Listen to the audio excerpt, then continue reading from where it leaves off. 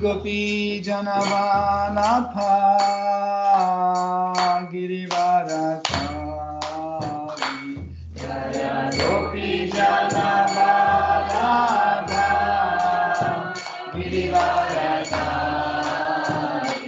Jaya Gopi Janavanatha Girivaradhari Jaya Gopi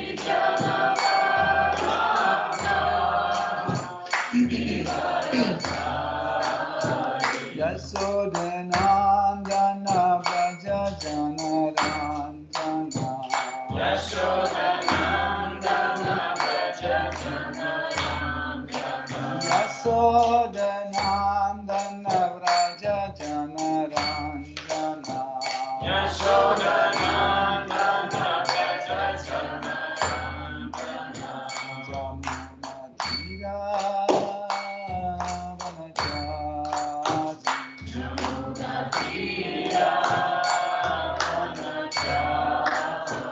Yamuna Tira Vanachari Yamuna Tira Vanachari Mathava Kunja Bihari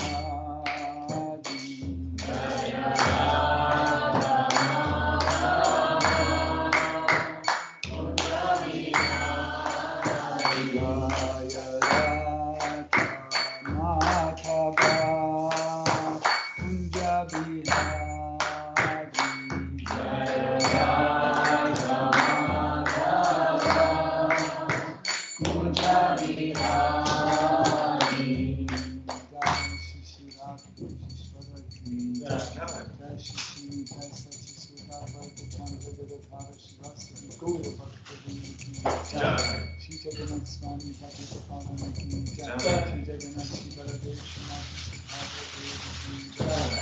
Shri Nitai Shri Sutta ki jai, Shri Nitai ki jai, Shri Devangani Nitai Gosai ki jai, Jai Sitaram Lakshman Hanuman Bharata Shatrugna Yuktam ki jai, Shri Lakshmi Narasimha Prahlad Maharaj Shri Sudarshan Chakra ki jai, Saraswati Devi ki jai, Tulsi Maharani Bhakti Devi ki jai, Srila Prabhupada ki jai, Srila Prabhupada ki jai, Claude was a Sunday. Om Ajnanati Mirandasya Janandana Salakaya Chakshurunmilitam Yena Tasmai Shri Gurave Namaha Shri Chaitanya Manobhishtam Stapitam Yena Bhutale Swayam Rupa Kadamayam Dadati Swapadantikam Vandeham Shri Guru Shri Yuta Padakamalam Shri Gurun Vaishnavam Shri Rupam Sagrajatam Sahagana Raghunatham Vitam Tam Sajivam Sadvaitam Savadutam Parijana Saitam Krishna Chaitanya Devam Shri Radha Krishna Padam Sahagana Lalita Shri Vishakam Vitamscha He Krishna Karuna Sindhu Dinabandhu Jagatpate Gopesha Gopika Kanta Radha Kanta Namostute Tata Kanchana Gaurangi Radhe Vrindarameshwari Vrishabhanu Sute Devi Pranamami Hari Priye Vanchakalpatarubhyascha Kripa Sindhubhya eva cha Patitanam Pavanebhyo Vaishnavebhyo Namo Namaha Nama Om Vishnu Padaya Krishna Prishtaya Bhutale Shrimate Bhaktivedanta Swami Niti Namine Namaste Sarasvati Deve Gauravani Pracharine Nirvishesha Shunyavadi Paschatya Tarine Jai Shri Krishna Chaitanya Prabhu Nityananda Shri Advaita Gadadhara Shivasadi Gaura Bhakta Vrinda Hare Krishna Krishna Krishna Hare Hare Hare Rama Rama Rama Hare Hare Hare Nama Hare Nama Eva Kevalam Kalo Nasteva Gatiram Yataha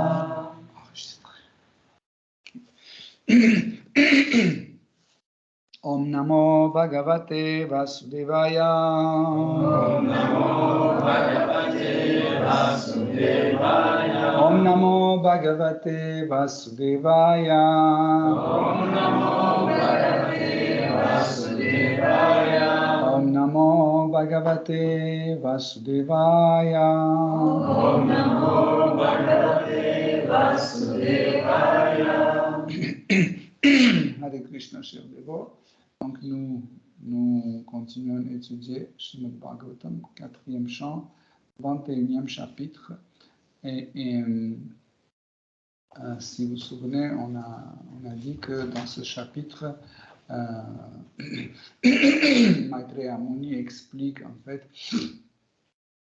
l'importance de Varnashrama Dharma par le devoir de chaque personne. Nous avons expliqué, il y a déjà deux conférences, on a consacré à ce système de Varna et d'Ashrama. Donc on a vu les 4 Varnas, on a vu les 2 Ashramas, donc Brahmacharya Ashram et Grihastha Ashram. Aujourd'hui, nous allons un peu discuter autour de Sannyas Ashram et Vanaprastha Ashram. Donc, ceux qui n'étaient pas présents pendant ces conférences, j'aimerais bien un peu vous expliquer en fait le principe et la nécessité de système de Varnashrama. Donc, par exemple, quand il y a un vase que vous aimez, et puis tac, il y a un morceau qui décolle, qui est cassé, qu'est-ce que vous faites? Vous prenez la colle et vous la recollez à sa place. Pourquoi? Parce que sans ce morceau, l'harmonie est perdue. Okay? Donc, ou par exemple, quand vous mangez la soupe et il y a un cheveu dedans. Donc ça casse l'harmonie. Qu'est-ce que vous faites? Vous l'enlevez parce que ce n'est pas sa place. Mais sur votre tête, vous ne tirez pas vos cheveux. C'est à leur place. Pourquoi? Ici, c'est harmonieux. Quand le cheveu est sur votre tête, il y a une harmonie. Mais quand ce cheveu se déplace et va dans la soupe, c'est contre l'harmonie. Okay? Donc, et nous, nous, on remarque toujours ce défaut d'harmonie. On veut toujours une harmonie. On se tend toujours vers une harmonie. Et par exemple, quand vous vous habillez, toujours il y a un truc qui ne va pas. On dit non, ça ne va pas, il faut enlever, il faut mettre ça ou l'autre chose. On a toujours une harmonie. Quand vous cherchez une femme, un mari, ou la maison, etc., vous cherchez toujours un objet qui, en fait, va en harmonie avec vous, avec votre nature, avec votre être.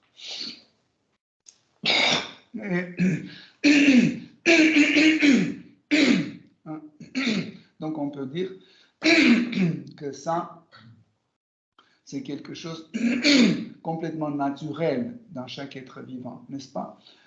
Donc d'où ça vient? Ça vient parce que chaque âme, c'est une petite partie de Krishna. Et pour retrouver cette harmonie, nous se tendons toujours vers Krishna pour retrouver cette harmonie. Ceux qui ne savent pas, qui n'ont jamais étudié Srimad Bhagavatam ou la Bhagavad Gita, ils ne sont pas au courant de leur véritable ego, de leur véritable moi. Ils cherchent l'harmonie dans la consommation. Ils pensent que la consommation, quand on donne à nos sens les objets de sens, il y a un sentiment agréable, et ils pensent que ce sentiment agréable peut nous assurer l'harmonie. Ça ne peut jamais nous assurer parce que par le manque il y aura toujours le manque de ces objets et ça veut dire qu'on n'aura jamais une harmonie. Mais quand on est attentif, quand on observe la vie des personnes saintes, comme Srila Prabhupada, comme Haridas Thakur, comme, je ne sais pas, Saint Jérôme ou autre, qu'est-ce que nous apercevons? Nous apercevons qu'en fait, leur bien-être ne dépendait pas des objets d'essence. Il avait de l'argent, ils étaient heureux. Il n'avait pas d'argent, ils étaient heureux. Il était malade, il était heureux. Ils étaient en bonne santé, ils étaient heureux. Ça veut dire leur harmonie était assurée par quelque chose qu'il y avait à l'intérieur. Donc, c'était quoi qui assurait? C'était le yoga, le processus de yoga. Ça veut dire le lien entre Seigneur suprême et nous-mêmes. Donc, c'est ça qui assure cette harmonie. Donc, on dit être vivant. Qu'est-ce que ça veut dire être vivant? C'est que nous vivons. La vie, c'est une succession de différentes émotions, okay? Et de certaines situations dans lesquelles nous sommes placés. Par exemple, on était tout à l'heure, le matin, on était au lit, après on a changé le lieu, on était sous la douche, après on a changé le lieu, on était dans la cuisine, on a changé, on était dans le métro ou dans le bus. On change toujours notre emplacement, okay? Et nous voudrions absolument que chaque de cet endroit soit harmonieux avec. Okay? Donc, voilà pourquoi, en fait, Krishna, en connaissant ça, il a donné les principes de l'harmonie de la société. Okay? Pour que la société puisse fonctionner d'une façon harmonieuse, donc Krishna a donné ces principes de Varna et de Ashrama pour que la société puisse fonctionner d'une façon harmonieuse. Pour que le travail que nous exécutons dans cette société nous apporte une satisfaction. Sachez que chaque personne qui exécute un travail qui va 100% avec sa nature, il est très content. Donc, à la fin de la journée, il n'est même pas fatigué. Des fois, il est étonné même, il dit, je prends le plaisir chaque jour à mon travail, je m'amuse, c'est extraordinaire, je suis plein d'émotions, ça me va tellement bien, et du coup, à la fin de mois, pour ce plaisir, on me paye encore un salaire, c'est extraordinaire. Normalement, ça doit se passer comme ça. Pourquoi? Parce que, par exemple, vous êtes un pâtissier, vous adorez faire la pâtisserie.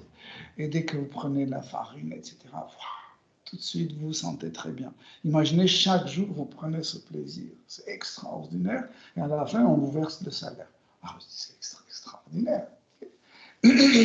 Mais le problème, c'est que ce système de Varna et de Ashrama a été perdu et aujourd'hui, celui qui doit faire la pâtisserie, il occupe le poste de président.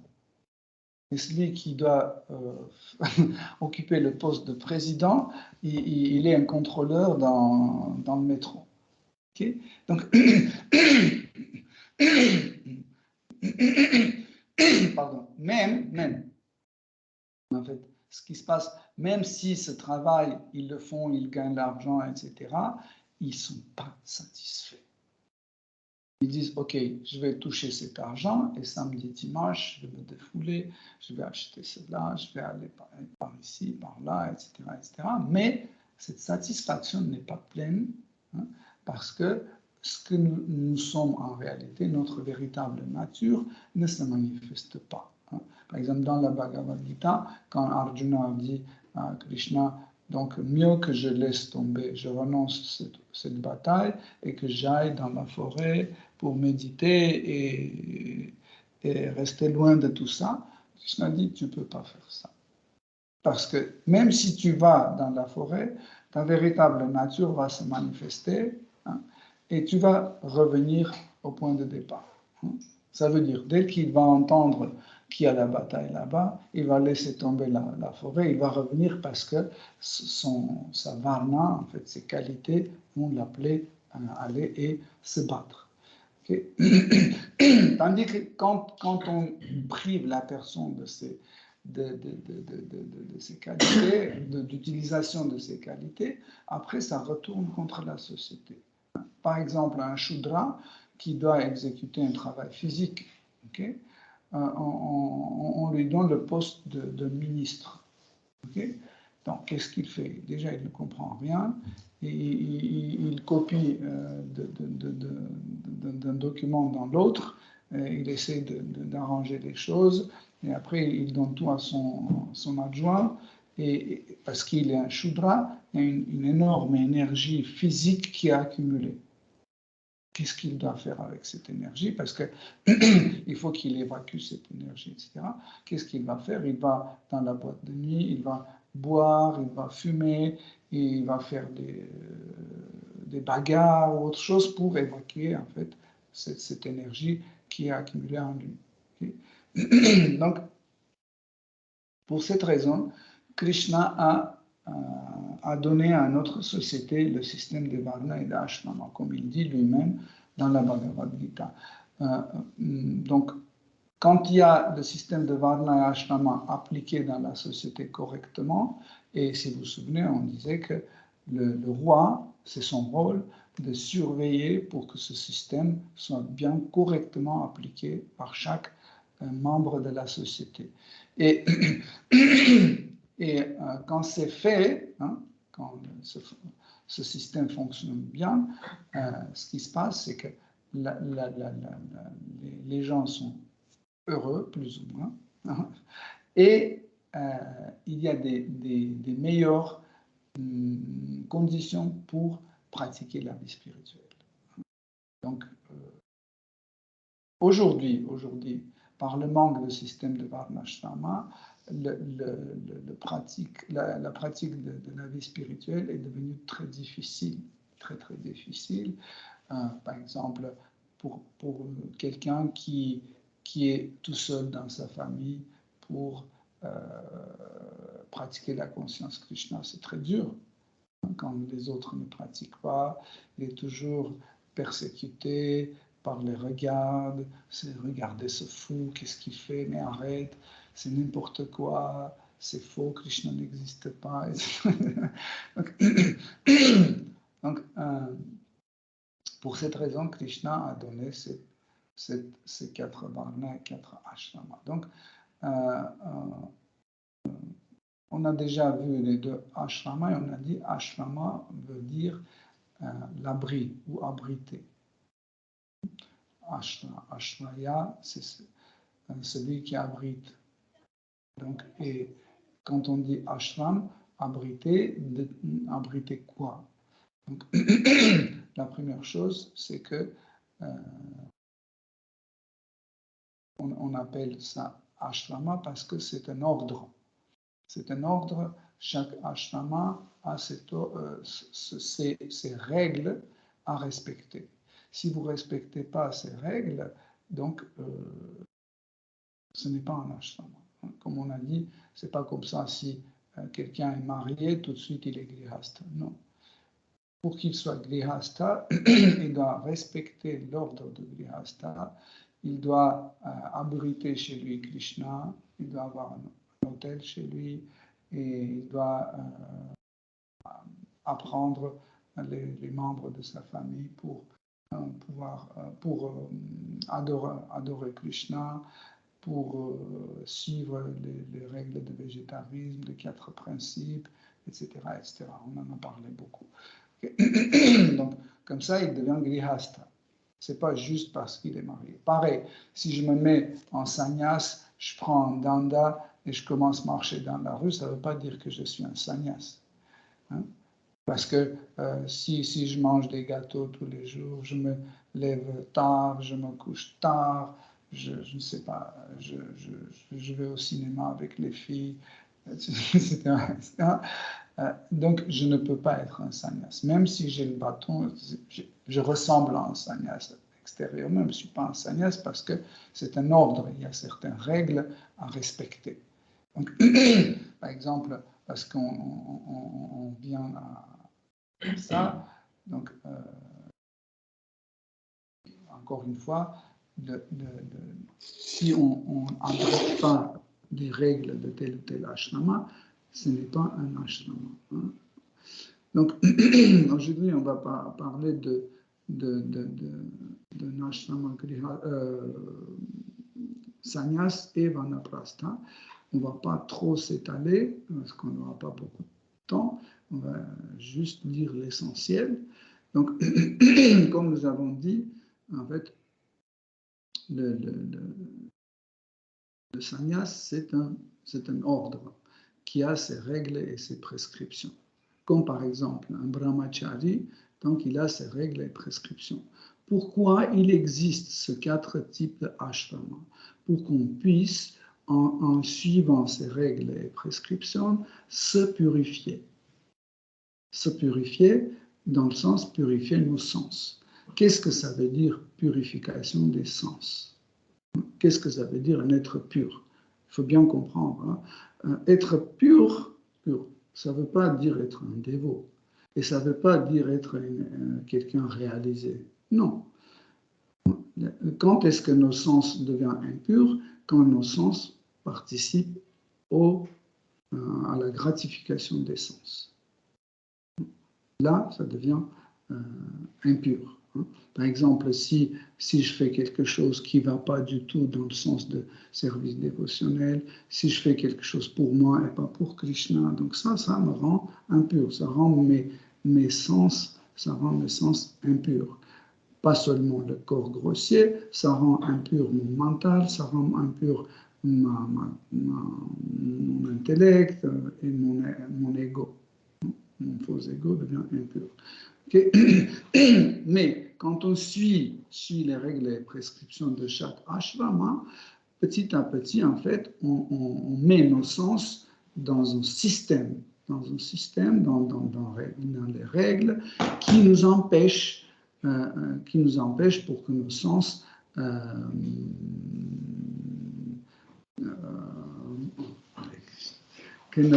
aillent en contact avec les objets des sens. Okay? Comme ça, en fait, nous évitons cette gratification des sens et nos sens restent purs. Okay? Sinon, en fait, les 4 ashramas, ils perdent leur sens. Ils perdent leur sens parce que quelle est la différence? Je suis avec un danda ou sans danda? Est-ce que je porte un orange ou je porte pas un orange? Est-ce que je vis dans la rue ou je vis dans... Chaque personne choisit sur une certaine étape de sa vie embrasser tel ou tel ordre qui convient à lui pour continuer à purifier ses sens. Par exemple, pourquoi un brahmachari devient sannyas? Pourquoi? Il peut continuer à rester brahmachari. Pourquoi un brahmachari choisit par la suite de devenir un grihastha? Justement parce que les conditions de sa vie, l'expérience qu'il a eue dans sa vie, dans sa pratique spirituelle, cette expérience lui pousse à changer son ashram. Okay? Encore une fois, en fait, imaginez, je suis un brahmachari, donc 15 ans, j'étais brahmachari, et au final, je suis arrivé par mes réalisations, par mon expérience dans pratique, je suis arrivé dans une situation où je vois que comme brahmachari, juste avec les règles de brahmachari, je ne peux plus évoluer dans ma vie spirituelle. Et c'est là où maître spirituel dit, pour toi, Seigneur, tu te maries. Quand le disciple, quand le shishya, l'élève, il part de l'ashram de Guru lui dit, mieux pour toi de te marier. Ou dit, mieux pour toi embrasser l'ordre de sannyas. Ou une autre proposition. Okay? Comme ça, il change en fait son ashrama pour pouvoir continuer en fait à purifier ses sens. Ça veut dire, en restant dans tel ou tel ashram, nous assurons en fait cette pureté de ne pas mettre nos sens en contact avec les objets de sens dans l'idée de gratification des sens. Donc c'est ça en fait l'idée des ashramas. Sinon les ashramas seraient complètement inutiles. Okay? Donc on peut baisser un peu. Il fait chaud, non? Mais, hein? Mettez sur 19 ou 20. Ah, ok. Donc,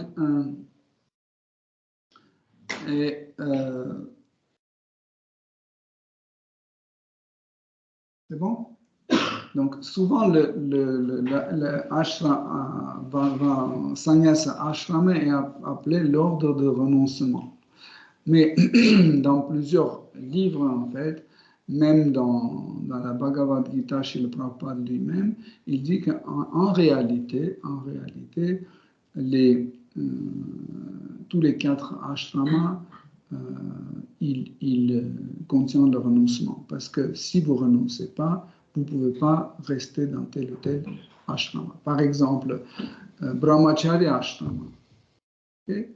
Donc, il demande le renoncement sous la forme de célibat. C'est un renoncement, parce que sinon, vous n'êtes pas un brahmachari. Okay? Ou, je ne sais pas, un renoncement de ne pas travailler. Normalement, un brahmachari n'a pas le droit de travailler. Mais en fait, si vous travaillez et vous êtes brahmachari, c'est parce qu'on est en Kali Yuga. Et c'est tout à fait normal, parce que dans Kali Yuga, les Shastras disent qu'en Kali Yuga, nous ne pouvons pas pratiquer sannyas. C'est impossible. Donc, si quelqu'un prend encore sannyas, c'est pas parce qu'il est sannyas, mais il le fait pour la raison de la prédication. Par exemple, aujourd'hui, en ISKCON, on a beaucoup de sannyas. Donc, ceux qui sont des hauts réalisés, ils comprennent qu'ils ne sont pas sannyas, parce que c'est impossible d'être un sannyas dans Kali Yuga, mais ils le font pour la raison de prédication. Pareil, par exemple, les sacrifices, les sacrifices de feu, etc., que nous faisons souvent, ils ne sont pas valides. Entre guillemets, c'est des faux sacrifices, parce que si c'était des vrais sacrifices, normalement, on devait avoir au moins un demi-dieu présent. Mais est-ce que vous avez déjà vu un jour un demi-dieu? Non, non, moi non plus. Donc même pas comme ça, physiquement, il devait être présent sous telle ou telle forme. Par exemple, de feu, il devait sortir quelque chose, par exemple. Et, je ne sais pas, une pomme qui sort du feu, je ne sais pas, un nectar qui sort, quelque chose, parce que sinon, ce n'est pas un sacrifice. Mais vous pouvez dire, mais pourquoi dans ce cas-là, nous continuons à faire des sacrifices? C'est juste dans l'idée de prédication, parce que les gens sont très attachés aux aspects extérieurs des choses. Hein. Par exemple, quand je viens comme ça avec une chemise, jean, etc., tout le monde dit, ah ben ça c'est un citoyen de Paris. Mais quand quelqu'un vient avec trotti, orange, avec son danda tout de suite, ça impressionne les gens tout de suite. Ou par exemple, si quelqu'un vient en costume, cravate, comme ça, tout de suite, ça doit être... Peut-être c'est quelqu'un, je ne sais pas, un chauffeur de taxi, par exemple, qui est bien habillé, c'est tout. Mais tout de suite, wow, ça doit être quelqu'un. Parce que nous jugeons comme ça, par l'apparence. Okay. Donc, et Sri Chaitanya Mahaprabhu lui-même, il a pris sannyas en sachant bien que c'est interdit. Mais pourquoi il a fait? Pour la prédication. En plus, il a pris sannyas dans le sampradaya des impersonnalistes, complètement contraire au vaishnavisme. Mais il l'a fait pourquoi? Parce qu'à cette époque-là, cette branche des impersonnalistes, sannyas, était très populaire et très respectée. Si un sannyas de cette sampradaya disait quelque chose, tout le monde écoutait comme ça. Très attentivement, il invitait toujours par ici, par là. Mais Sri Chaitanya Mahaprabhu n'avait besoin de rien, mais il avait besoin pour qu'on les écoute. Hein. Et c'est pour ça qu'il a pris sannyas. Donc en fait, il y a aussi d'autres raisons pour cela. En fait, cette décision, il a pris un jour quand Sri Chaitanya Mahaprabhu était complètement dans l'extase, dans ses méditations, et il chantait les noms des gopis. Radha, Radha, Vishaka, Vishaka, Lalita, Lalita, etc. Et un Jean Brahmachari qui était à côté, il est passé, il a dit, mais Prabhu, pourquoi tu chantes les noms de gopis? Nous, on doit chanter les noms de Krishna. Ça ne va pas comme ça.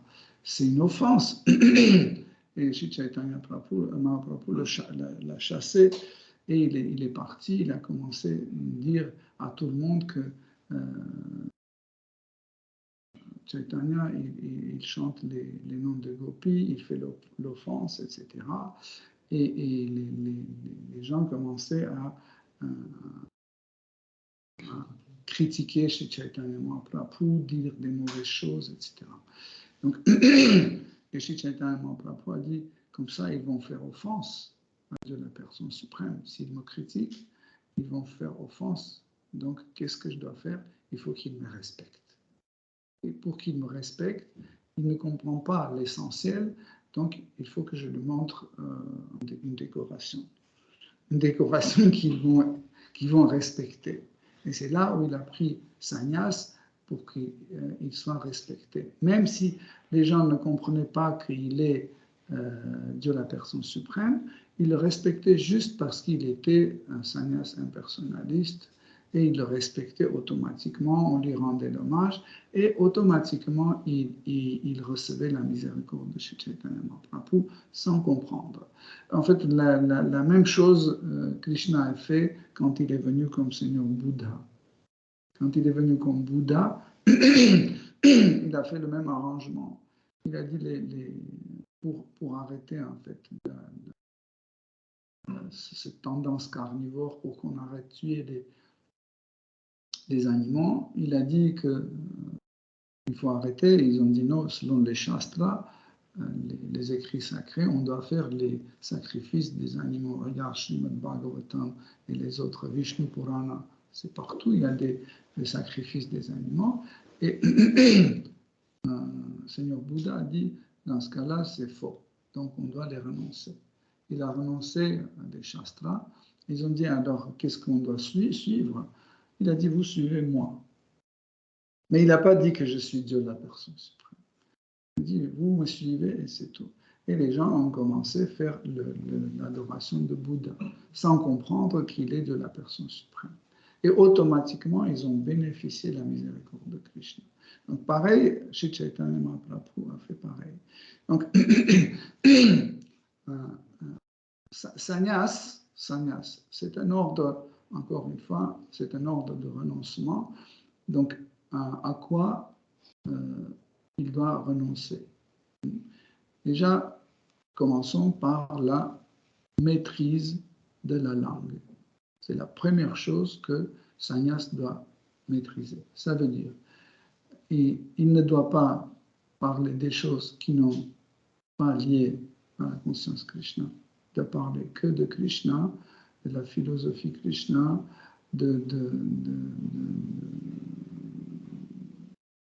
etc. Vous avez compris. Donc, il ne doit pas manger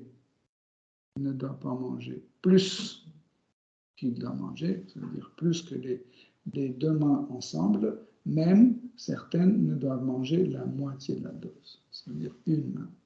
Donc, en fait, les sannyasis les plus hard, si on peut dire ça, quand ils...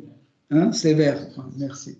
Les sannyasis les plus sévères, en fait, quand ils demandaient le mont, ils tendaient juste une main. Pas les deux, mais une main. Tout ce qui rentrait dans cette une main, ils mangeaient ça, c'est tout. S'il n'y avait rien, ils jeûnaient. Donc, sannyas ne devait pas rester... ce genre de sannyas, en fait, les plus sévères, ils ne devaient pas rester dans le même endroit plus que 3 jours. Ils devaient jamais dormir dans un lit. Ils devaient dormir toujours par terre. C'était l'ordre. Ils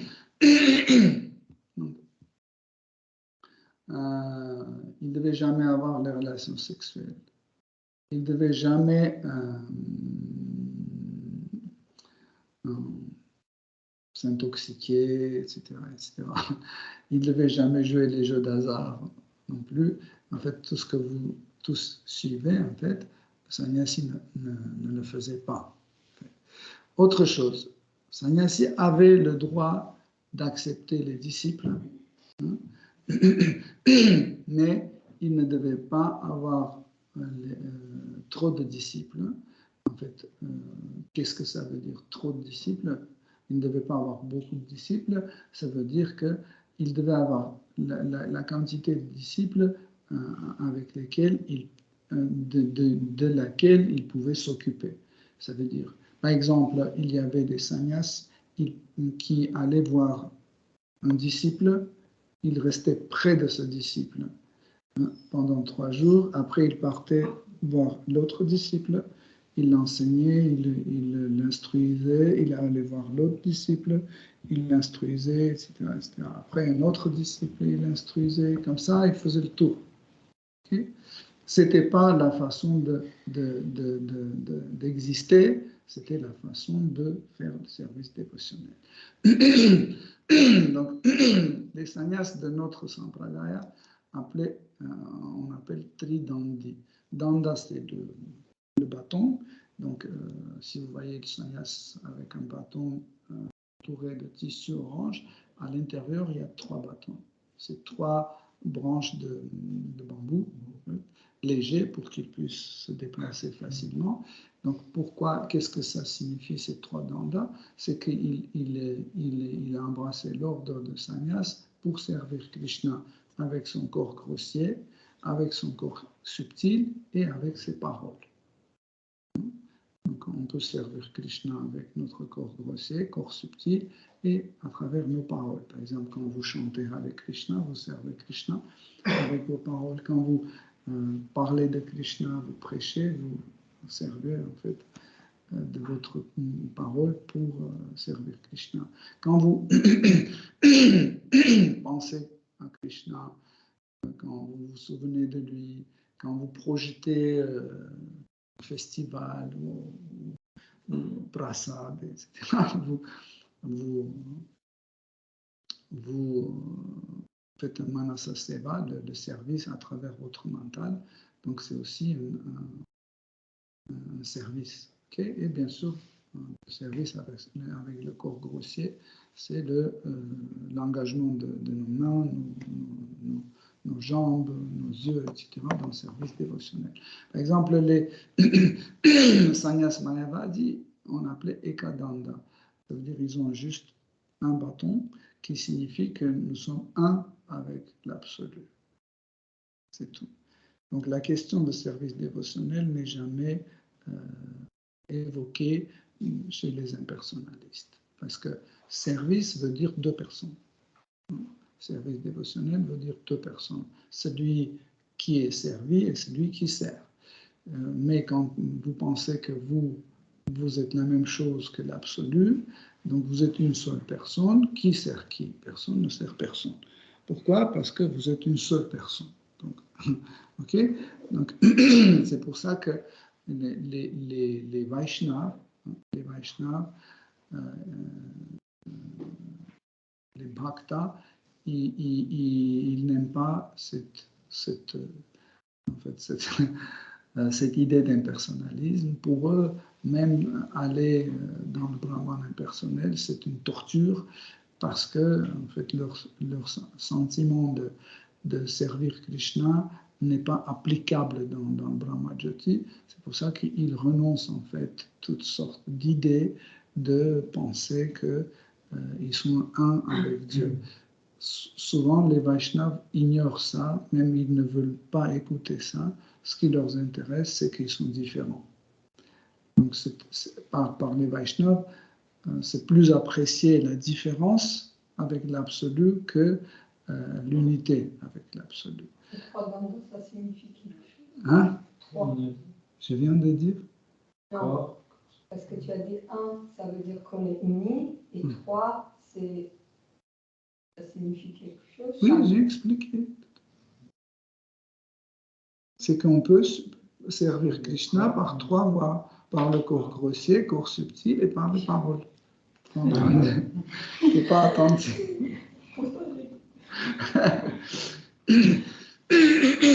Donc, il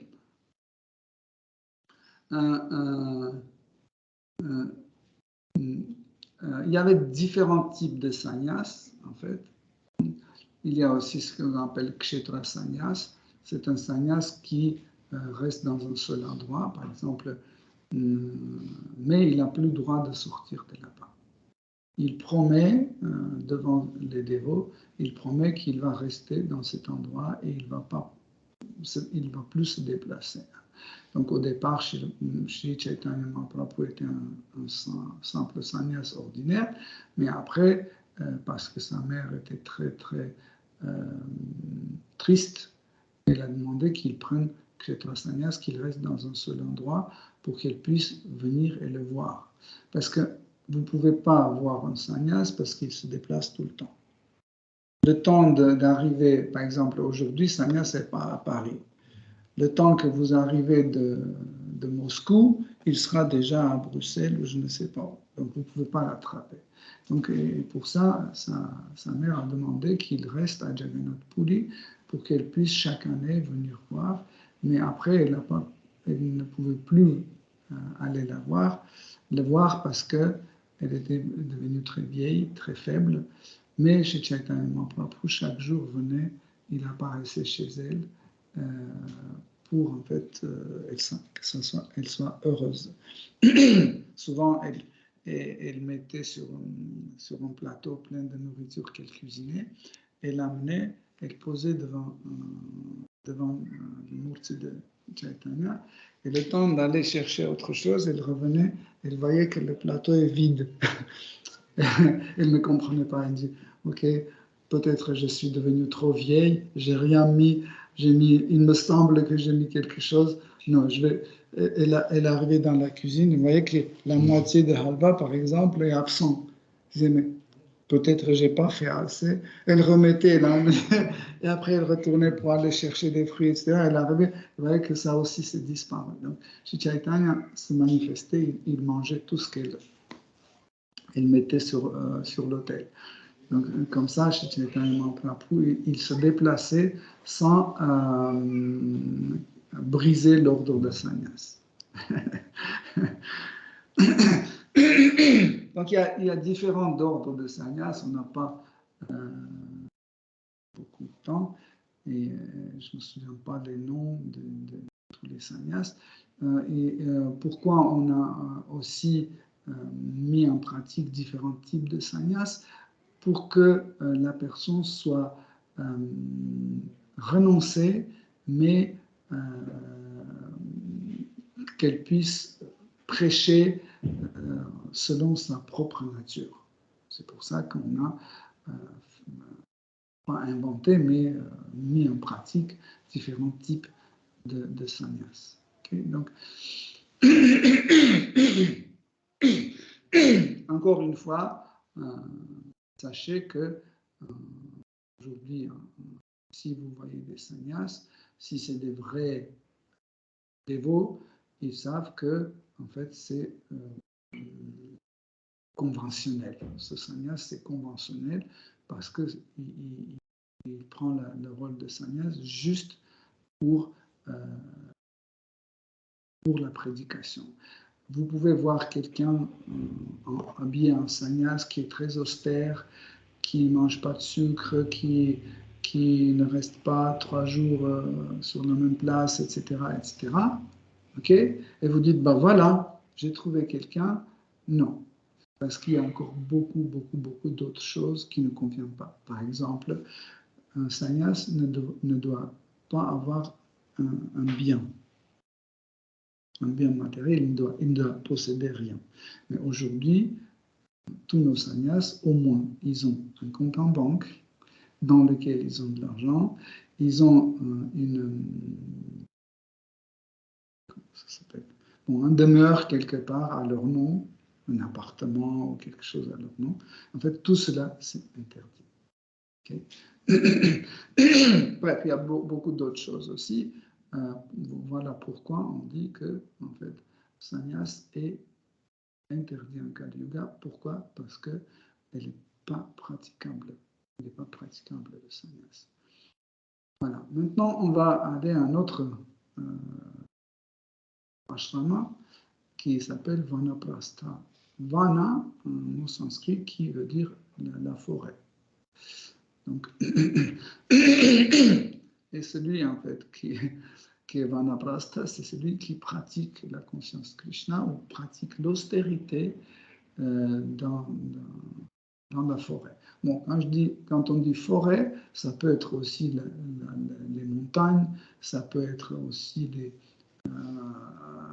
le désert aussi, ça peut être une grotte aussi. En tout cas, c'est un endroit retiré, complètement retiré, éloigné de tout type d'habitation, de tout type de communication, etc. etc. Donc, en général, Vanaprastha Ashram était en général pour les grihasthas. Les grihasthas qui, par leur particularité de leur travail, par leur particularité de vie, etc., ils faisaient des péchés. Les péchés, ce n'étaient pas des péchés graves, mais c'était des péchés qu'ils ne pouvaient pas contourer. Même, par exemple, Rupa et Sanatana Goswami, quand ils travaillaient chez un Nabirkas, il s'appelait, je ne me souviens plus, ils étaient des ministres dans le cabinet dans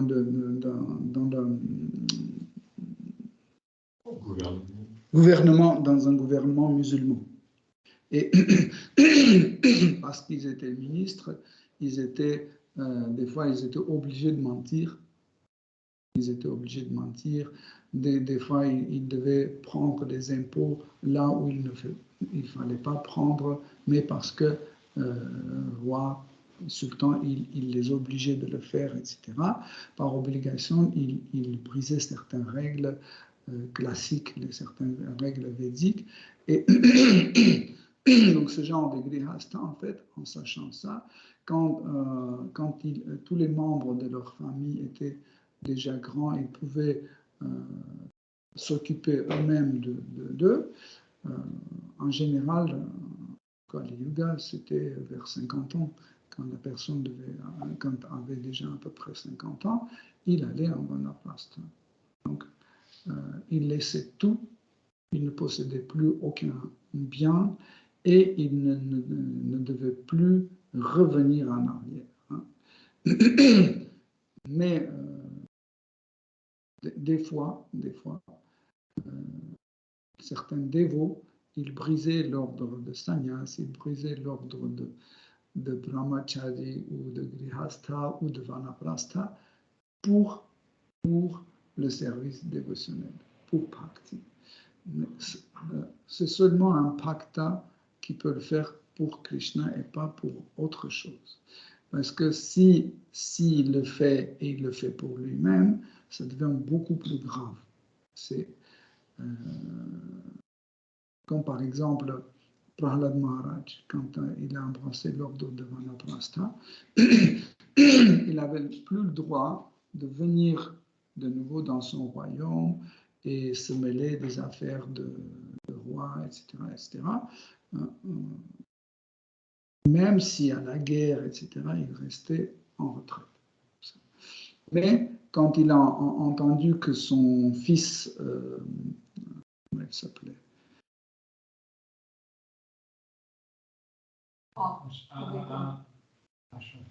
Non.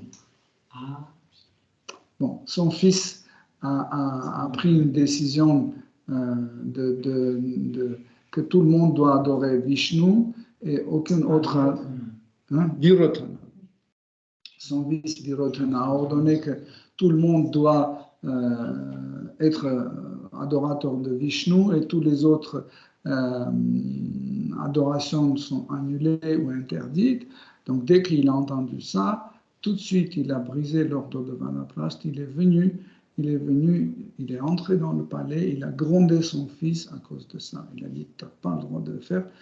On peut dire, mais pourquoi il pouvait rester? Non, parce que c'était grave. C'était une erreur grave qui pouvait nuire la pratique de bhakti dans un pays et dans le monde entier. Parce que Virotana, il était le fils de Prahlad Maharaj. Il était quelqu'un de très connu, très respecté, Virotana.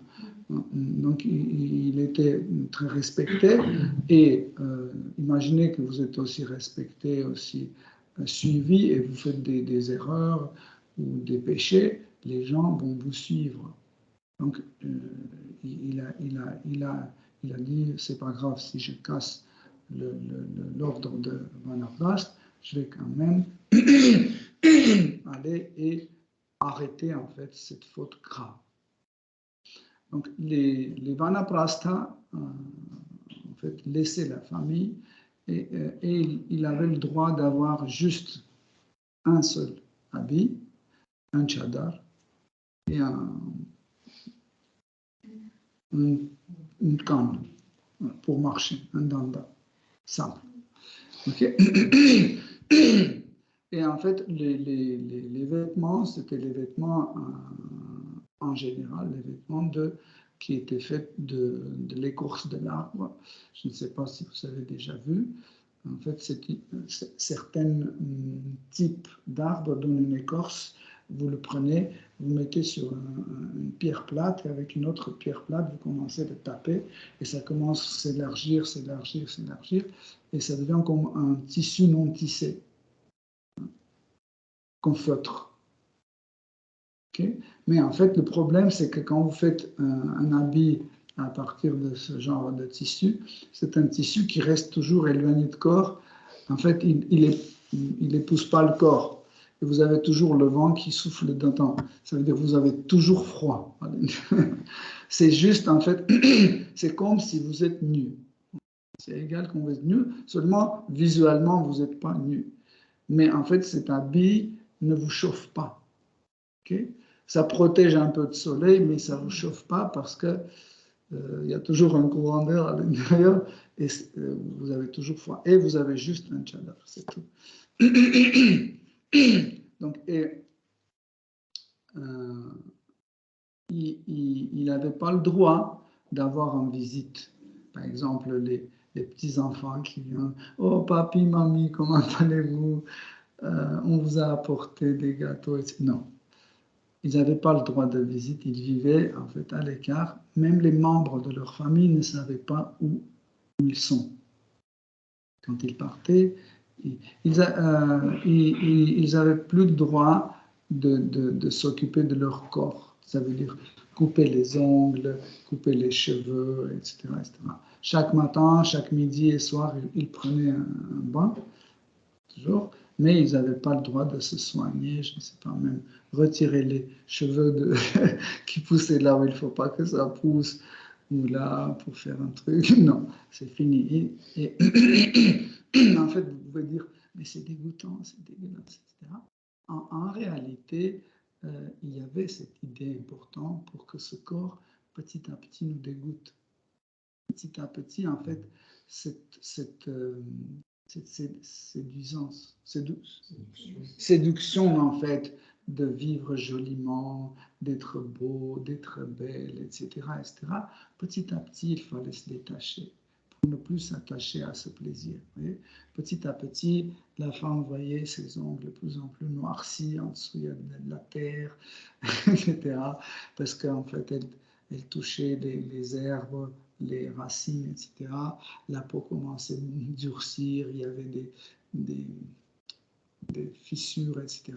Et en fait aussi, pour eux, était encore plus facile de maîtriser les génitaux parce qu'en fait, le corps devenait moins en moins séduisant. Okay. Donc, il commençait à maigrir encore et encore et encore et encore parce qu'en fait, il ne devait pas manger, il mangeait comme sannyas et il n'avait pas le droit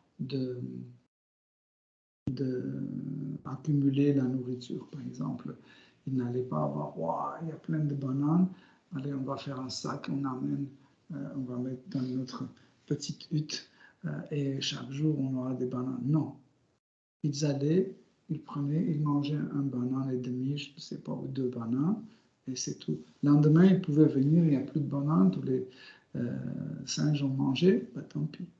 Mais tu n'avais pas de faire des provisions chez toi, accumuler des trucs, etc. etc. Créer un confort. Ils avaient le droit à juste faire un hutte pour pouvoir se protéger de la pluie, c'est tout. Ou ils vivaient dans une grotte, par exemple, qu'ils creusaient, juste ils prenaient ce qu'il y avait déjà, ce genre de trucs hyper, hyper simples. Okay? Et ils n'avaient pas le droit d'être soignés. Quand il y avait un problème, une maladie, etc., ils pouvaient se soigner seulement avec ce qu'ils trouvaient à côté, c'est tout. Ils n'allaient pas voir un médecin, etc. Donc c'était une sorte de kamikaze, ashrama kamikaze. Mais c'était important, c'était très important. Si vous regardez dans l'histoire de Vaishnavisme surtout, vous allez voir que 80% des Vanaprastha, c'était des kshatriyas. Les kshatriyas, pourquoi? Parce qu'en fait, le travail de kshatriya, le service de kshatriya, en fait, pas pollué, mais en fait, frappe beaucoup de monde. Pas frapper, mais ça dérange ou touche ou nuit beaucoup de monde. Hein? Comme par exemple, embête, impacte, voilà, impacte beaucoup de monde. Hein? Par exemple, il arrive pour prendre les impôts chez quelqu'un qui a perdu son père, etc. Il a besoin de cet argent, etc. Mais ce que chacun dit, la loi, c'est la loi. Il prend les impôts et puis cette personne commence à le maudire, dire que tu vas brûler en enfer, etc. Il le déteste, etc. Donc, ça veut dire que ce que chacun, lui, a causé des mauvaises sentiments, des mauvaises situations, ennui en fait. Hein? Et comme ça, il doit répondre. Ou autre chose, par exemple, comme l'histoire du roi Vipashchit. Hein, quand il devait aller en enfer, il a dit, mais qu'est-ce que je fais pour aller en enfer? Et Yamadut lui a dit, bah rien, tu étais toujours super, tu faisais tout comme il faut, mais une fois, quand tu étais occupé par tes devoirs de roi, etc., ta femme t'est approchée pour que tu lui fasses un câlin, tu l'as repoussé. Pour ça, tu es obligé de passer, traverser l'enfer et sortir, entrer et sortir, voilà, faire une sorte d'excursion dans l'enfer. Vous voyez? Donc, Kshatriya était conscient que, en fait, leur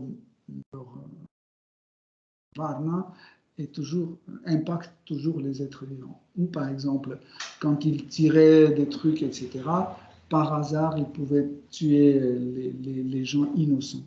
Par exemple, pendant la guerre, tu tires, et puis ta flèche peut tomber et tuer quelqu'un qui est innocent. Ou ils pouvaient tuer un animal. Ou des fois, ils tuaient un animal et mangeaient-le parce qu'il fallait continuer à se battre et il n'y avait rien à manger. Ils tuaient un animal et ils mangeaient. Et en étant conscient de leur activité, qu'est-ce qu'ils faisaient? Ils devaient absolument quitter en fait leur maison à partir du moment quand ils ont donné un fils, on lui a donné tout le pouvoir, etc. Donc le royaume pouvait fonctionner à sa façon, comme il faut. Donc il était tranquille, il laissait tout, il partait en Vanaprastha. Souvent, dans la majorité des cas, les femmes suivaient leur mari dans Vanaprastha. Et en fait, il y avait une règle, quand le mari mourait, la femme brûlait son corps, elle entrait dans le feu pour aller là où son mari va aller. Donc, à tel point, les femmes étaient fidèles à leur mari et dévouées. En Kali Yuga, ce rite est interdit, hein, parce qu'on n'a pas des femmes aussi dévouées. Hein, et on a commencé à forcer les femmes à aller dans le feu. Ça, c'est une homicide. Voilà. Donc, ça ne se fait plus. Donc, en fait, cet ashrama a aidé à travers les austérités, les restrictions, les renoncements, aider à acheter les péchés, on peut dire. Racheter. Expier ses péchés. Hein, ça, on ne pouvait pas à 100% expier, etc., nos péchés, mais en, je sais pas, 80% ou 90%, on pouvait. Hein, pour pouvoir, dans la vie suivante, venir sur une autre plateforme d'existence, avec un autre corps, avec un autre varna ou avec un autre ashram, pratiquer la conscience Krishna. Mais ceux qui étaient les bhaktas, en fait, ceux qui étaient bhaktas, pour eux, il n'y avait aucune différence. Hein. C'est pour ça que Rupa Goswami dit un bhakta qui atteint la perfection dans son service dévotionnel, il peut occuper n'importe quelle place dans les varnas et n'importe quelle place dans les ashramas. Parce qu'un Vaishnava, il est hors catégorie. Un Vaishnava, même les Shastras disent que quand vous dites qu'un Vaishnava c'est un Kshatriya ou un Vaishya, ou on dit qu'il est sannyas, etc., c'est une forme d'offense. Un Vaishnava, c'est hors catégorie, parce qu'en fait, 4 varnas et 4 ashramas, c'est les classifications matérielles, okay, qui concernent le corps grossier et le corps subtil. Tandis qu'un Vaishnava n'a rien à voir. La notion de Vaishnava, de Bhakti, n'est pas liée ni au corps grossier, ni au corps subtil. Okay? Donc, aujourd'hui, on a fini, en fait, traiter ce sujet des 4 varnas et 4 ashramas. Et vendredi prochain, on va continuer à lire le chapitre 21 pour voir, en fait, comment Prithu Maharaj, en pratique, montrer, en fait, comment un kshatriya doit pratiquer son devoir et comment il doit surveiller que les autres varnas et ashramas maintiennent ou pratiquent les siens. Ok, Hare Krishna. Si vous avez des questions. En fait, en parlant avec Khas, au cours de votre conférence à Bertrand-Pouche, vous avez dit que la femme elle doit suivre dans n'importe quelle condition son mari, mais si il prend une mauvaise décision, si par exemple cette décision, ce n'est pas d'après le karma ou c'est son péché, est-ce qu'elle doit suivre? Et une autre sujet aussi, je sais que la femme elle partage le karma de son mari et il partage le péché. Et là, en parlant par exemple de Ravana, ouais, il était un grand pécheur, mais je me souviens qu'il avait une bonne femme, comment dire, elle était contre. Hein? Du coup, il était contre son activité, mais il le suivait parce qu'il était sa femme. Est-ce que dans ce cas-là, il va partager ses péchés? Mais il était contre. En fait, tous les gens qui vivent ensemble, ils partagent leur karma. Peu importe. Par exemple, 2 amis qui vivent dans le même appartement, ils partagent plus ou moins dans certains degrés. Okay? Le maître spirituel et les disciples, ils partagent leur karma. Le docteur et le patient, ils partagent leur karma. Ils rentrent dans une liaison. Ils rentrent dans une liaison dans laquelle il y a le partage de karma. Les parents et les enfants, ils partagent le karma. Mari et femme, ils partagent leur karma. Mais, par exemple, ce qui concerne les époux, si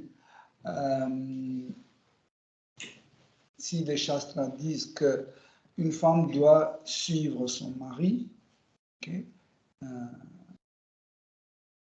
c'est écrit nulle part que la femme doit suivre les péchés de son mari. Elle doit faire son devoir. Par exemple, le devoir d'une femme, c'est servir son mari, par exemple, le nourrir, je ne sais pas, laver ses habits, soigner quand il est malade, etc. Okay? Mais elle doit faire ça selon les règles. Par exemple, son mari dit « je veux des kebabs ». Ça ne veut pas dire que sa femme doit aller acheter des kebabs. Si son mari veut des kebabs, ça veut dire qu'il a faim, il a besoin de manger. Donc il dit « ok ». Elle fait un super sabji aux aubergines, comme on a mangé hier. Il dit voilà, c'est comme ça. Il dit non, je veux kebab. Tu veux kebab, va acheter toi-même. Moi, je fais mon devoir selon les shastras. Si tu ne veux pas manger, ne mange pas. Tu restes enfamé comme tu veux. Mais moi, je fais mon devoir. Okay? Ou par exemple, le mari peut dire va acheter des cigarettes. La femme ne doit pas faire ça. Elle peut refuser, et ça ne veut pas dire qu'elle ne suit pas les règles védiques. Si, elle suit. Elle ne doit, si la femme voit que son mari est engagé dans une activité pécheresse, elle n'est pas obligée de le suivre. Elle peut l'empêcher de le faire. Par exemple, imagine que son mari prépare un acte terroriste, il a amené le pistolet, il l'a mis dans le tiroir comme ça, et après il va dormir. La femme peut aller retirer les munitions. des munitions, elle va retirer les munitions pour que son mari ne fasse pas ça. Okay? Ou, je ne sais pas, perdre la clé de la porte pour qu'il ne puisse pas sortir de la maison. Faire quelque chose qui va empêcher. Vous voyez? Ça ne veut pas dire qu'elle est mauvaise ou elle ne fait pas son devoir. Si, elle fait son devoir. Mais elle n'est pas obligée de le faire. Son mari, par exemple, est malade, elle le soigne. Il est affamé, il le nourrit, mais selon les règles. Okay? En fait, comment j'ai compris, c'est que le partage de péché, par exemple, il n'a rien à voir avec cette activité, mais juste le fait qu'elle est sa femme, en fait, ça va se... Bien sûr, par exemple, imagine que ton mari, il vit en faisant des magouilles. Il fait des trucs, des machins, blanchissement d'argent, etc. Et après, il amène cet argent, qui est un argent sale, entre guillemets, il t'achète des boucles d'oreilles, tu dis, ouais, merci chérie, tu le mets. C'est bon. Tu partages ce péché. Automatiquement. Les enfants qui mangent cet argent blanchi, automatiquement, ils partagent ce péché. Même s'ils ne sont pas au courant. Mais s'ils sont au courant et ils continuent de profiter de cet argent, c'est double dose. Et en fait, il en est de même pour le mari aussi. Oui, pareil. Si le mari partage des actes pécheurs de sa femme, c'est pareil. C'est pour ça que je dis, peu importe, c'est des amis, c'est des voisins ou autre. Dès qu'on a une certaine liaison, dès qu'on partage quelque chose ensemble, c'est pour ça, par exemple, manger d'une assiette de quelqu'un, c'est pas interdit, c'est déconseillé parce que vous créez une liaison en mangeant dans la même assiette. Un peu sur le même sujet, pas le même, pour les règles de Madagascar, vous avez dit que la femme, d'habitude, elle suivait son mari. Je comprends ça sur le point que voilà, la femme de Châtelet, par exemple, elle est aussi châtelaine, elle a ce fait qu'elle impacte les autres, et en plus, c'est règle qu'elle suit son mari. Mais de l'autre côté, ça veut dire qu'ils vont ensemble, et du coup, ils gardent ce lien entre les époux, alors que, de ce que je comprends, le Madagascar, de ce que vous nous avez expliqué, le but de Madagascar, c'est se débarrasser des concepts corporels, de l'attachement de soi. Et la liaison entre les époux, quand même, c'est la liaison corporelle. Et du coup, comment ça? En effet, encore une fois, ça dépend. J'ai parlé en quelques mots de ça, je n'ai pas approfondi, mais tout dépend en fait qui sont ce couple. Est-ce que c'est des dévots? Est-ce que c'est des karmis qui veulent aller aux planètes édéniques? Ça dépend de ça. Si par exemple c'est un couple qui veut aller aux planètes édéniques, dans leur tête, c'est qu'ils doivent absolument aider l'un l'autre pour pouvoir quitter le corps avec telle ou telle étape pour bénéficier les planètes édéniques. En général, la femme faisait tout pour que son mari atteigne cette destination parce qu'elle bénéficiait automatiquement. Elle bénéficiait parce qu'elle était liée, elle l'aidait, elle assistait en fait son mari, elle obtenait automatiquement ça. Donc, et s'il s'agit des Vaishnavas, c'est différent. En fait, leur relation était comme deux bhaktas, deux dévots, où la femme aidait à l'homme pratiquer la conscience Krishna et l'homme aidait à sa femme pratiquer la conscience Krishna. Et la relation entre deux Vaishnavas, même s'ils sont en couple, c'est pas le même quand c'est des karmis. En fait, la notion de couple est différente. Avec l'âge, avec l'expérience dans la pratique de la conscience Krishna, dans le Bhakti, le couple de Grihastha, ils ont un autre type de relation. Je vous ai dit une fois, c'est Suhrit, c'est le bienveillant. Il devient de plus en plus bienveillant et c'est différent un peu. C'est différent, c'est pas la même chose que bon, c'est ma femme, c'est mon mari, etc. Il devient très bienveillant l'un pour l'autre, surtout quand leur relation porte la même humeur avec Krishna. S'ils sont dans la même humeur, là c'est encore meilleur parce que ils vont dans le même endroit, ils peuvent continuer à servir Krishna. Même, ils peuvent continuer à être comme un couple dans le monde spirituel. Parce qu'en fait, leur compréhension de relation avec Krishna est trop proche.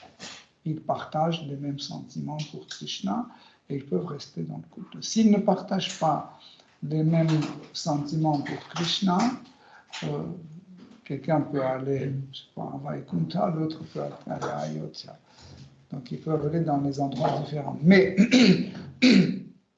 quand dans leur relation, parce que les deux Vaishnavas d'un couple, ils échangent tout le temps leur humeur par rapport à Krishna, leur compréhension des shastras, etc. Qu'est-ce qui se passe? En fait, ils préservent ce désir servir Krishna à telle ou telle façon, dans telle ou telle relation. Et comme ça, ils peuvent absolument naître comme des époux dans le monde spirituel et continuer à servir Krishna. Okay? Donc, encore une fois, tout dépend quel couple. Parce que comme tu as dit, chez les karmis, il y a toujours cette nuance de rester toujours un couple, mari et femme, etc., etc., et après bénéficier du monde paradisiaque, c'est différent. J'ai une autre question aussi par rapport à la liaison entre l'ordre de Vanapastra et Sannyasa. Puisque vous avez dit que Sannyasa, c'est plutôt l'ordre de renoncement qui va après le Brahmachari. Les Brahmacharis, ils peuvent prendre le Sannyasa et le Samhita. Et Vanapastra, c'est plutôt. C'est ça? Ou il y a des cas où Vanapastra peut prendre le Sannyasa? Non. Parce que, en effet, l'ordre de Vanaprastha, c'est un ordre où tu vas mourir. Parce que tu sais que tu peux mourir chaque jour. Sannyas, non. Pour moi, personnellement, Vanaprastha, c'est un ashram beaucoup plus difficile que les règles de Sannyas sont moins difficiles que les règles de Vanaprastha. Parce que Sannyas, il a le droit de demander de l'aide, il peut être aidé, tu vois, il peut toujours trouver la nourriture par ici et par là. Hein. Il peut demander, oui, sans problème. Sannyas, il vivait comme ça, il s'approchait à la maison d'un grihastha, où il entrait dans les boutiques des magasins, il demandait le nom, est-ce que vous pouvez me donner quelque chose à manger? Donc, mais, en fait, il continuait à prêcher, parce que sinon, ce n'est pas la peine de prendre un sannyas si tu ne prêches pas. Il prêchait en se déplaçant. Donc, pour moi, c'est beaucoup plus simple.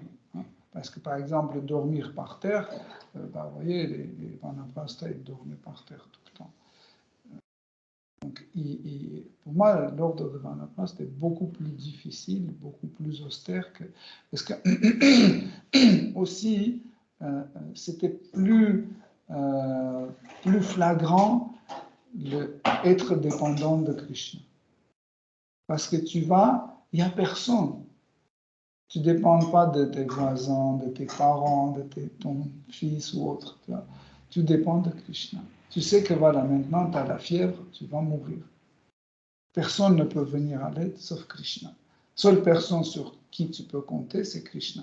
Tandis qu'un sannyas, il peut compter sur l'hôpital à côté, il peut compter sur ses disciples, il peut compter sur les gens qui passent dans la rue, il peut compter sur eux. Mais Vanaprastha, la seule personne sur qui il peut compter, c'est Krishna. Il n'y a personne. C'est pour ça, pour moi, c'est l'ordre de Vanaprastha est beaucoup plus dur et beaucoup plus difficile.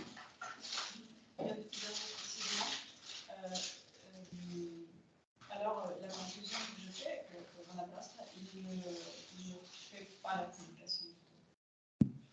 C'est ça. Et si un dévot qui est un Grihastha, il veut continuer à prêcher jusqu'au bout, par Vanaprastha, il peut rester jusqu'au bout. Par exemple, beaucoup, ou plutôt je dirais majorité des Grihastha qui étaient suiveurs de Shri Chaitanya Mahaprabhu, ils restaient jusqu'au bout, ils restaient les Grihastha. Et c'était plus utile parce qu'il invitait du monde, il prêchait à la maison, il faisait les Namahatas, il distribuait les prasad, il organisait les festivals, etc., etc. Tandis que si tu vas dans la forêt, c'est fini. Pas de prédication. C'est pour ça que Shri Chaitanya Mahaprabhu était plus pour que ses suiveurs restent grihastha ou sannyas qu'il aille dans l'ordre vanaprastha. Est-ce qu'un sannyas, s'il veut vraiment se détacher de tout, peut prendre Vanaprastha, tout abandonner et partir? En général, dans les règles de sannyas, une fois que tu as pris sannyas, tu ne dois plus le changer. Mais les shastras disent que un dévot, comme nous avons dit, il est au-delà de toutes ces règles et prescriptions. Et s'il voit que sa prédication peut être meilleure, s'il, par exemple, abandonne sannyas, il se marie, par exemple, donc il peut mieux prêcher, il peut le faire. Ou s'il voit qu'il peut prêcher mieux en prenant l'ordre de Vanaprastha, il peut le faire.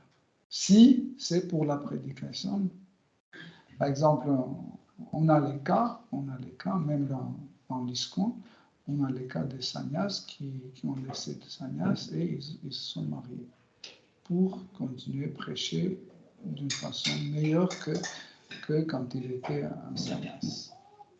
Donc c'est difficile à accepter, mais ce n'est pas contre les shastras. Hein. Mais si quelqu'un se marie ou fait autre chose juste parce qu'il a marre d'être un sannyas, il veut manger du bon halwa, etc., ou dormir à côté d'une jolie femme dans un bon lit, etc., donc ce n'est pas acceptable. Est-ce qu'on ne peut pas savoir son vrai désir, son vrai motif pour On n'a pas besoin de savoir son désir, il faut juste voir qu'est-ce qu'il fait. Si par exemple quelqu'un est un sannyas et il abandonne l'ordre de sannyas, il se marie, après on voit qu'il est en train de bronzer je ne sais pas, au bord de la mer, et puis après il est parti voir le concert de Pink Floyd, et après, donc il ne fait aucune prédication. Donc. Aussi juste, parce que vous parlez de sannyas, j'ai écouté, on a dit que sannyas, il n'a pas le droit d'avoir des relations sexuelles. Mais quand même, il y a des exceptions où Vasudev, il était sannyas, non? Il n'était pas sannyas quand il était engendré. Il était grihastha.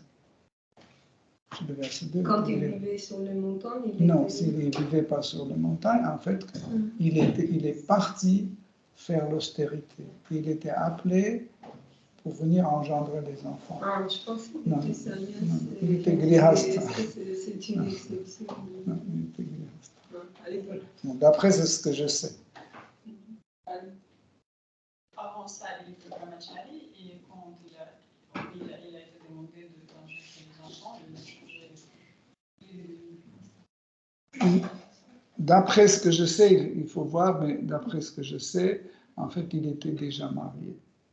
D'après ce que je sais, il était déjà marié.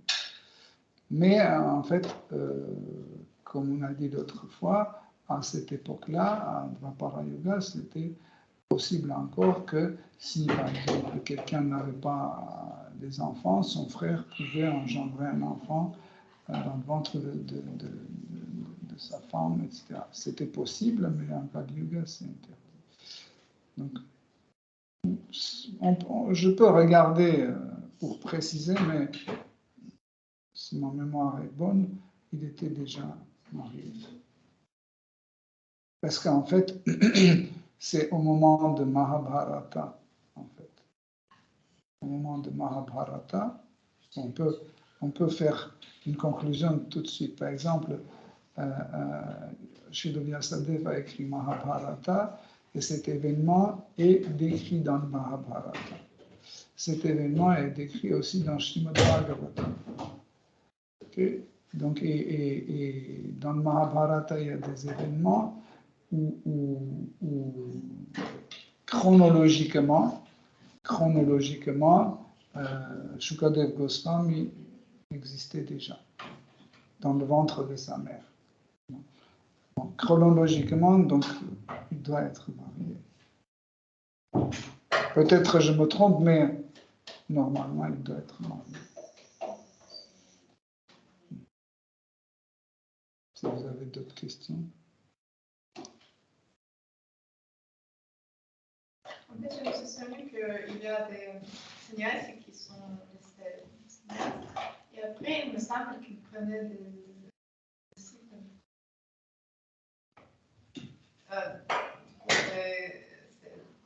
C'est pas possible, à mon avis, non? C'est pas bon. Non,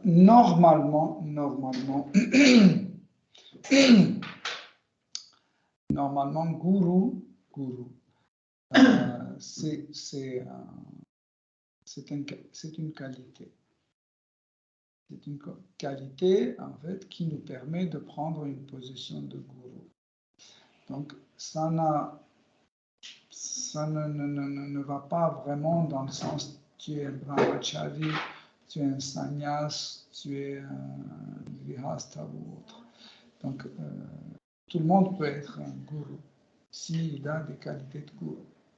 Bien sûr que être un gourou et être un vanaprast, ça ne colle pas ensemble parce que si tu vis seul dans la forêt, tu ne peux pas t'occuper de ton disciple. Donc c'est absurde, mais sannyas et grihastha, ils pouvaient tous les deux prendre des disciples s'ils avaient ces qualités, les qualités de gourou. Donc, peu importe, ça ne change pas. Donc, par exemple, quelqu'un qui est sannyas, après, il décide que voilà, il ne peut pas avoir ses disciples avec lui, mieux qu'il se marie, il construit une maison, et il peut prendre ses disciples dans son ashram pour les mieux éduquer, etc. Pourquoi pas? Surtout en Kali Yuga, c'est absurde. Sannyas ou pas sannyas, de toute façon, vous abandonnez sannyas qui n'existe pas. C'est absurde.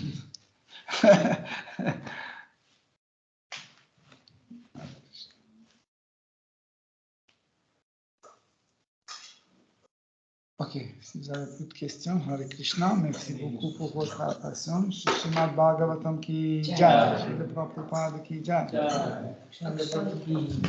Toute gloire au Dieu de l'Assemblée, Hare Krishna.